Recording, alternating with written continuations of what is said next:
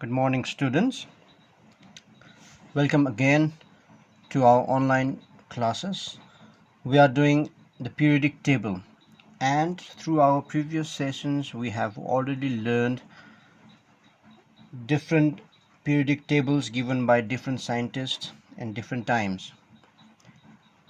And in our last class we have learned about the modern periodic table, which is also called long form of periodic table, and we also learned the trend of properties, some basic properties across the modern periodic table, such as the atomic radius, valencies, their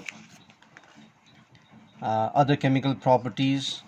So now we are going to start or study the periodic table, taking some specific groups, and we'll try to understand their some basic properties, the physical as well as chemical properties.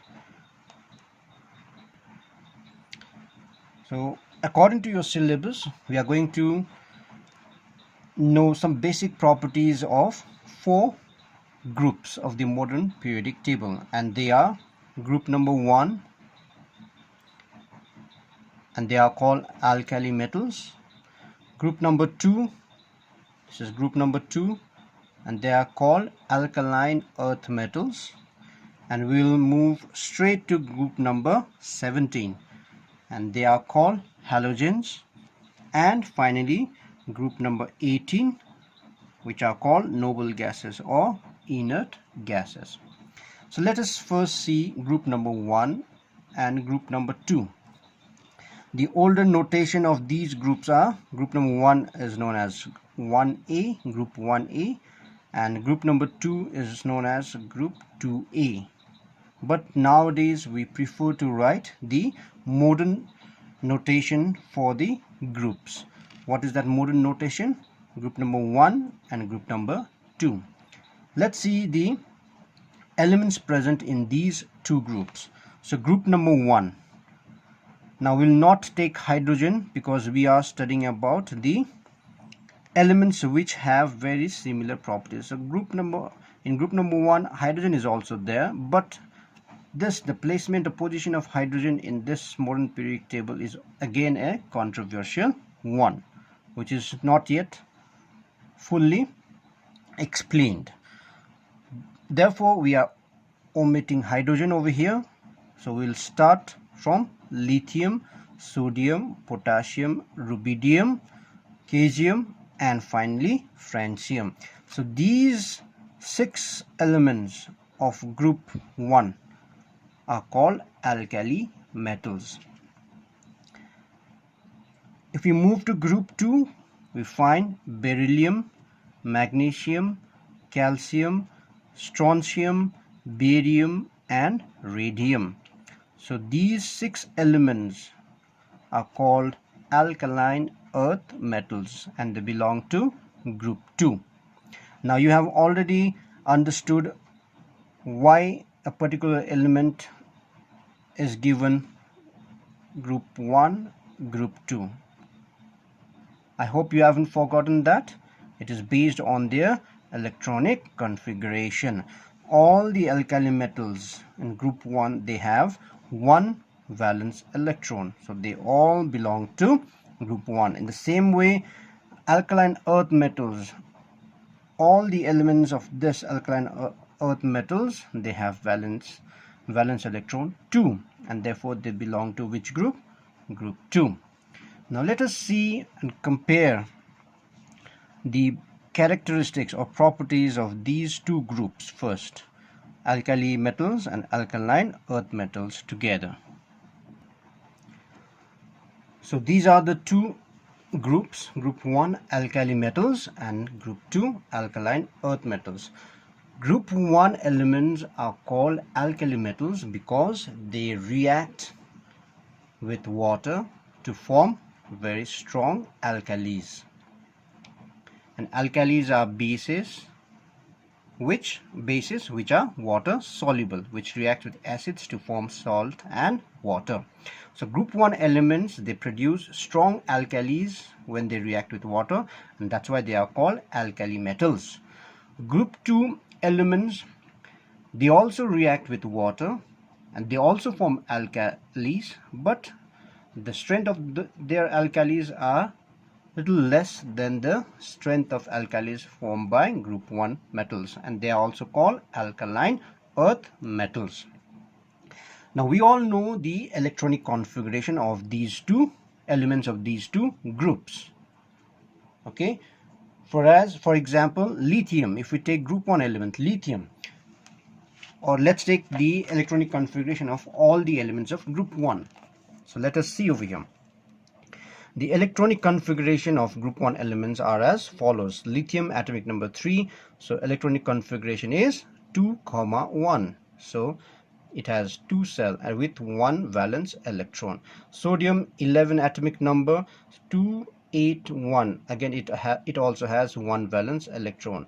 Potassium 19 atomic number 2881, again it has 1 valence electron. So if we see from lithium till francium, all the elements have valence electron 1, therefore they all belong to the same group, group number 1. Okay, let's see the electronic configuration of alkaline earth metals. Group 2, beryllium atomic number 4, so 2, 2 with valence electron 2. Magnesium atomic number 12, 2, 8, 2. Again it also has 2 valence electron. Calcium 2, 8, 8, 2. So if we see all the elements over here, they all have similar configuration. What is that similar configuration?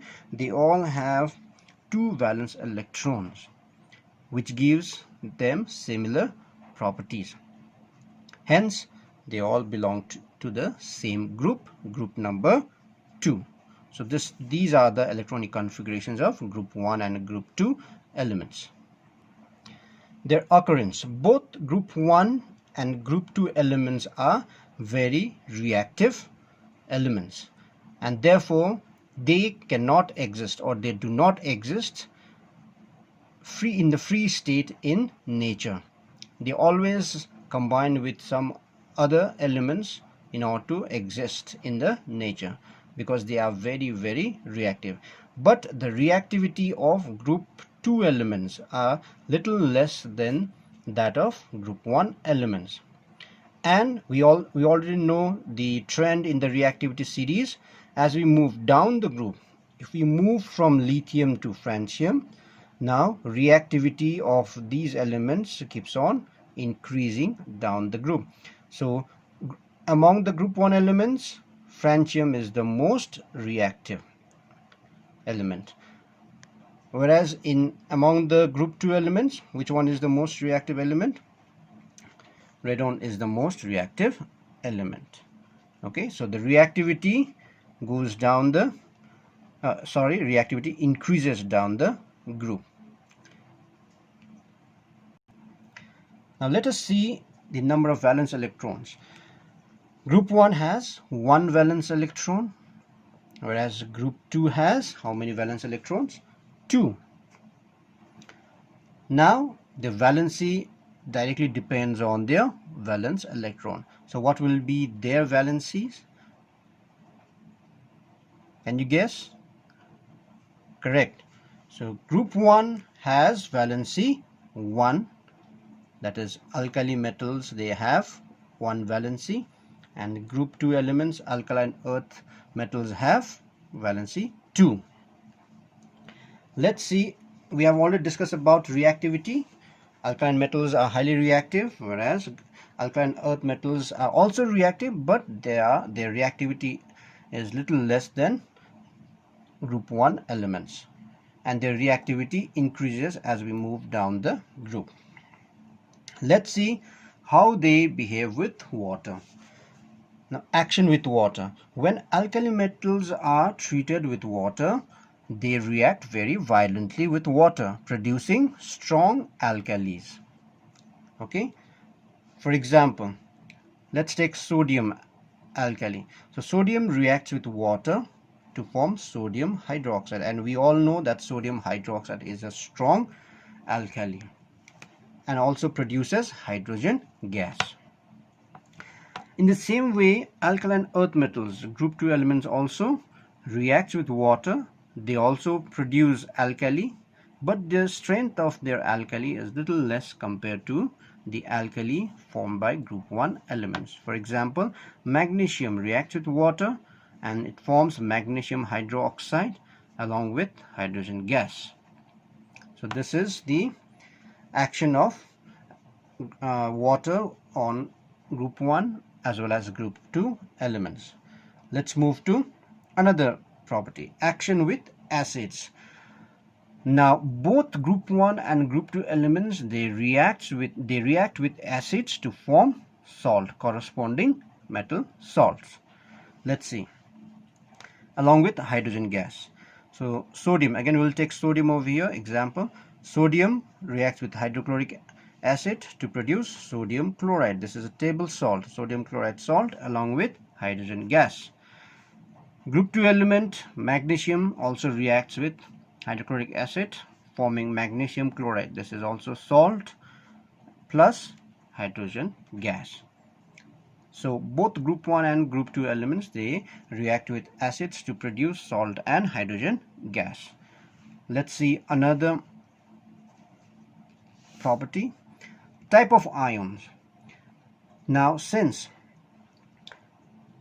lithium or alkali metals have one valence electron, so to be stable they will lose that electron and come to inner orbital with stable configuration. Therefore they will form, whenever an atom loses electron, they will form positive charge or cation. So they will lose one electron, so they will have unipositive or one positive charge cation. Whereas alkaline earth metals, they have two valence electrons, so to be stable they can lose that two electron, valence electron, and come to inner cell having stable configuration. Therefore they will form dipositive cation. Let's take example, sodium loses one electron and converts into sodium cation with one positive charge. In the same way, magnesium also loses electron, but it will lose two electron now. Since it is losing two electron, it will have two positive charge. So alkaline earth metal, alkali metal will form unipositive cation, whereas alkaline earth metal will form dipositive cations. And both are strong reducing agent, but the reducing property of alkali metals are more than the reducing property of alkaline earth metals. Now there are other different properties given in your book. For example, action of oxygen with alkali metals as well as alkaline earth metals, their physical appearance, how they look like, whether they are soft, hard, all these things are given in your book. I suggest you to go about these properties in detail from your book. Now we will move on to group number 17, or in older notation it is also called 7A, and they are generally called, the group name given to group 17 is halogens. Now the elements which are present in this group are fluorine, chlorine, bromine, iodine and astatine. And you can check their electronic configurations in the table over here, because we have already learned about the electronic configuration of these elements. Okay, now they all belong to group 17. Why? Because they all have valence electron 7, and this similar valence electron gives them similar characteristics. So let us see some of the characteristics of group number 17 elements, that is halogens. Now halogens have how many valence electron? 7. Therefore what will be their valency? Now in order to be stable, they will not lose all the 7 electrons. It is very, very difficult for them to lose 7 electrons, but instead what they will do, they will gain 1 electron. So gaining 1 electron is far easier process for the halogens compared to losing 7 electrons. So all the halogens will gain 1 electron. Valency will be therefore 1, because they need only 1 electron to reach the stable octet configuration. So the valency of group 17 is 1. Now let us see their reactivity. Now these halogens or group 17 elements are also very reactive like group 1 elements. But the difference is their reactivity as we move down the group decreases. Remember, the reactivity of group 1 alkali metals increases as we move down the group, whereas the reactivity of group 17 elements, that is halogens, it decreases as we move down the group. So can you tell me which one will be the most reactive among the halogens? Correct, it is fluorine. So fluorine is the most reactive halogen, whereas francium is the most reactive alkali metal. Now let us see other properties of halogens. Reacts with metals. Now halogens being very reactive and group 1 also being very reactive, they react with each other and form metal halides. Let's take example. Sodium is alkali metal, chlorine is halogen, so they two react very easily to form sodium chloride salt, which is a metal halide. So the metal halide here is sodium chloride, which is normal table salt. So all non-metals, they react with metals to form metal halides or salts. Let's see nature of molecules of halogen. The molecule of halogens are diatomic. What do we mean by diatomic? In one molecule of halogen there are how many atoms? 2. That's why when we write their formula, we write F2, fluorine molecule, one molecule. 2 represents it is a diatomic. In one molecule there are 2 fluorine atoms. Chlorine Cl2, bromine Br2, iodine I2, and so on. So the nature of molecule of halogens is they are diatomic. Halogens react with hydrogens because hydrogen also has only one valence electron, so it also needs to be stable, and hydrogen needs 1 electron, whereas halogens have 7 electrons and it also needs 1 electron. Now in this case, hydrogen will not take one electron. Instead it will share that one electron with the halogens. In that way hydrogen will also have stable duplet configuration, and the halogens will also have octet stable configuration. I'll show that process over here. Hydrogen have 1 electron. Let's say take chlorine. Chlorine has 7 electrons. Let's draw like this. Let us represent chlorine electron by red dot. So this is the electronic configuration of hydrogen and chlorine. So hydrogen also needs 1 electron, chlorine also needs 1 electron, but hydrogen cannot donate this because it will not have any electron after this. So what they will do is they will share. So what they will do, hydrogen will share its 1 electron, chlorine will also share its 1 electron with hydrogen. Now when they come together, when they come in close contact, now they will share these 2 electrons. So in this way hydrogen will also have 2 electrons, that is duplet configuration, so this will be stable. Chlorine will also have 1 2 3 4 5 6 7 8, so chlorine will be also stable and they will form hydrogen chloride. So in this way, halogens, they react very easily with hydrogen to form corresponding hydrogen halides. For example, hydrochloric acid, hydrobromic acid, hydroiodic acid, hydrofluoride, and so on. Let's see now type of ions they produce. They all can gain one electron to gain stability. Therefore, the nature of ion they produce will be uninegative anion, because they will gain one ion. And they all are very, very strong oxidizing agent. They help others to get oxidized.